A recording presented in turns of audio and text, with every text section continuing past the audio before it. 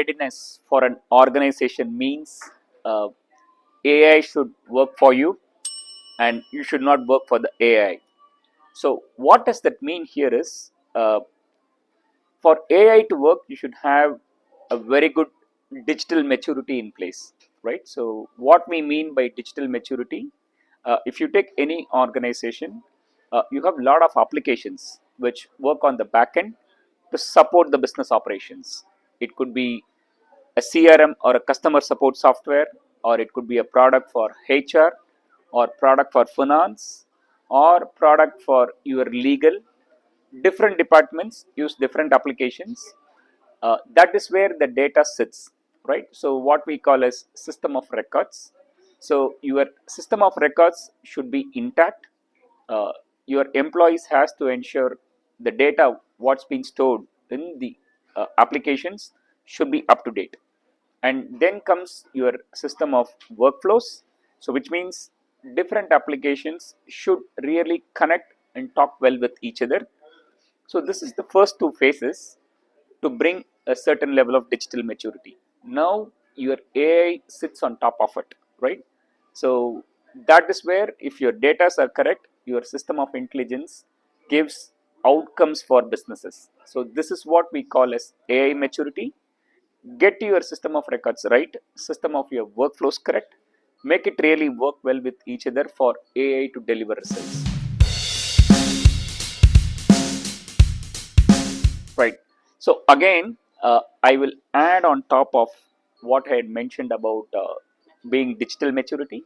So if you are on digital maturity, there's a fair amount of AI which can be injected in terms of prediction, in terms of generative. So prediction is basically, it looks at the behavior and kind of like either do some self-healing or do some recommendations. And generative is where organizations start implementing large language models. Basically, it could be through any service provider, where there's a preset of trained recommendations which are given based on also your existing data, which are very contextual to your business. So that is your next two steps. So when you're able to bring a good amount of prediction and generative, the next stage is where your agentic comes into picture, where you build agents which are your digital agents, which can work as your co-worker, and that can do a lot of autonomous function for specific business requirements, in terms of either taking a decision or kind of like doing some automated workflows, is your next step. So again, a big digital maturity is required here. You should get your predictions right, your language model should work in terms of contextual to your business needs, and then on top of it, if agentic AI can be applied, you could see some real outcomes coming in here. Okay, so when it comes to AI governance, it is important organizations understand what kind of regulations and compliance which are required for them to run their business operations. Today, if you are on a banking or finance, you are highly regulated. Same goes for your education or healthcare. So now those regulations and compliances cannot be compromised, right? So those are your fundamentals. If you have to run on your business, if you have to sustain and grow your business, you have to adhere to it. Now comes your AI on top of it, which means the foundation remains same. Your compliance cannot be changed, but you have to make sure your AI works on top of it. So which means you have to be very careful in terms of the service provider you are working with. How are you laying down your contracts? What kind of data goes into the AI model? What is used to be trained? And does it include your customer information, your PII information? And what is the guarantee that the service provider don't take your data, train the model, and then that's been sold to somebody is your secret sauce? So these are the fundamental foundational questions your organization should ask when you are dealing with signing up a AI contract with a service provider. Then comes your guardrails, right? So you have to define your guardrails, and you also have to equally invest in tools and technologies to ensure the guardrails are adhered to or followed. because even casually your employees cannot actually train your personal information and then AI starts reading on it, which includes very sensitive personal business information, right? So a lot of awareness has to be created down the track to your employees.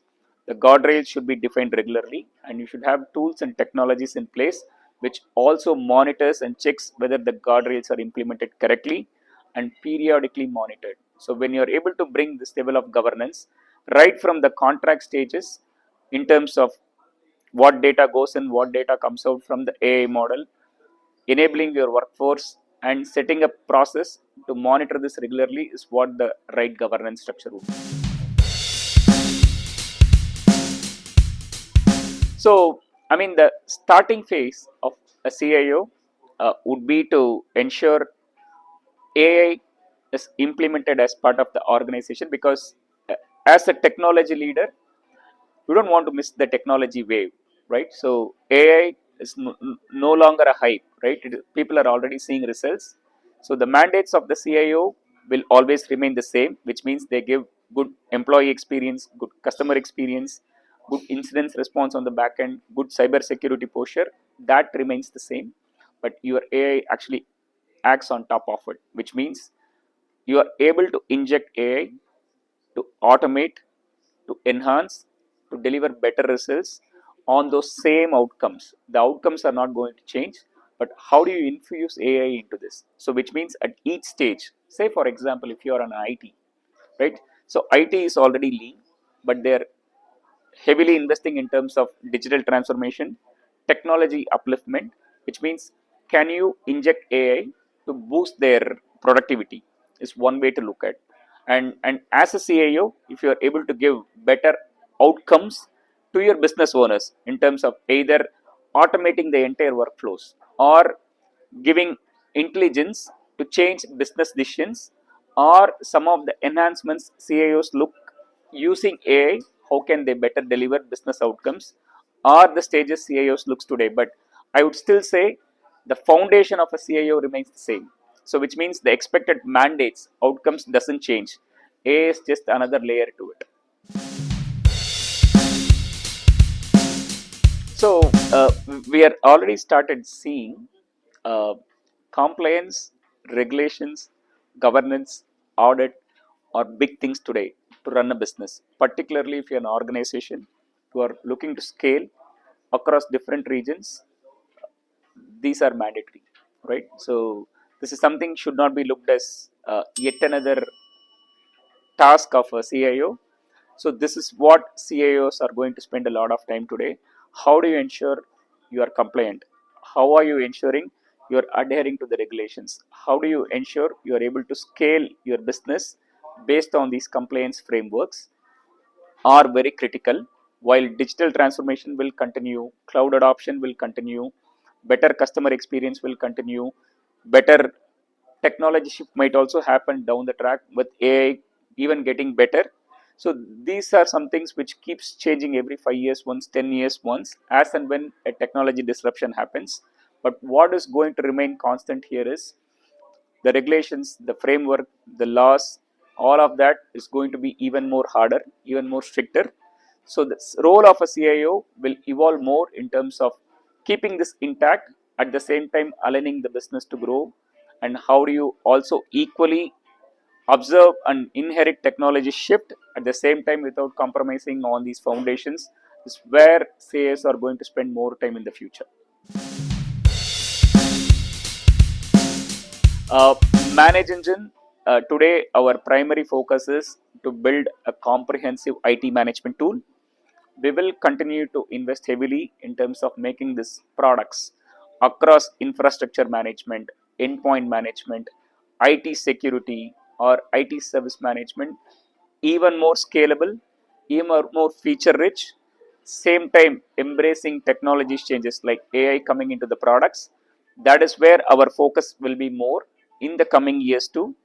And when we are able to bring more contextual integrated one unified IT management platform, we are going to make the life easy for CIOs, because going to deliver results in a single pane of glass, seamless, more contextual, less time, and feature rich, Same time, you don't need to spend too much on the budget.